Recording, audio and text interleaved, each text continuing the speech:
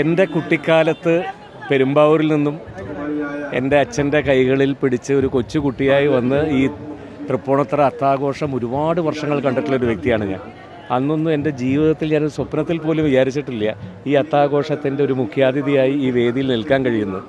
ഇതെന്നെ സംബന്ധിച്ചിടത്തോളം എൻ്റെ ജീവിതത്തിൽ ഏറ്റവും ഭാഗ്യം നിറഞ്ഞ, ഏറ്റവും സന്തോഷം നിറഞ്ഞൊരു ദിവസമാണെന്ന്.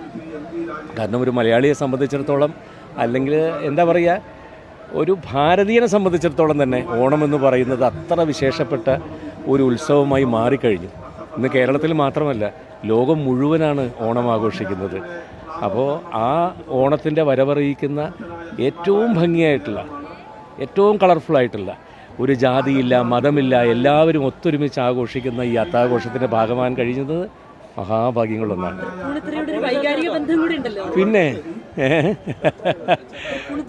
പിന്നെ കുട്ടിക്കാലം തൊട്ട് തൃപ്പൂണിത്തുറ ക്ഷേത്രവും പൂർണ്ണത്രയീശൻ്റെ ക്ഷേത്രവും അവിടുത്തെ മേളവും അവിടെ വരുന്ന ആനകളും അതൊക്കെ തന്നെയാണ് കുട്ടിക്കാലം തൊട്ടുള്ള, ഇപ്പോഴത്തെ ഭാഷയിൽ പറഞ്ഞാൽ എൻ്റെ ഒരു പേഴ്സണൽ വൈബ്.